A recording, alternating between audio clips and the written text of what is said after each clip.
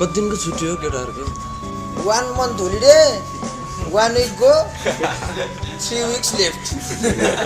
भनेपछि यो छुट्टीमा अरू के प्लान छ त नि केटाहरू तिमीहरू के गर्ने यार पहिलाको छुट्टी त खडुस भयो यार योपालि चाहिँ छुट्टै रमाइलो गर्नु पर्ला जस्तो भनेपछि छुट्टै रमाइलो गर्ने हो यो फ्राइडे जानु न त एलजी नाइट के हो कहाँ जाने त्यस्तो ग्याङले अर्गनाइजरको कन्सर्ट हेर्न भरे लफडा सडा पऱ्यो होइन एउटा आदर हुन्छ त्यो त हो यार त्यस्तो ठाउँमा त ऱ्याग हुन्छ कि कहाँ हुने एलजी ग्रुप त अहिले एलजी एसोसिएसन भइसकेको छ नि उनीहरूले अहिले समाज सेवा गरेर नयाँ बाटोमा हिँड्ने प्रयास गरिरहेको छ हामीले त्यसमा सहयोग गर्नुपर्छ उदाहरणको लागि अस्ति भर्खर उनीहरूले ब्लड डोनेसन कार्यक्रम गर्यो अब चाहिँ उनीहरूले चाहिँ कन्सर्टबाट उठेको रकमले चाहिँ अब कुनै संस्थालाई दिने स्कुललाई दिने वृद्धाश्रमहरूलाई दिने त्यो पैसाले त्यसरी गरेर चाहिँ एलजी एसोसिएसन अब फेरि राम्रो एसोसिएसनको रूपमा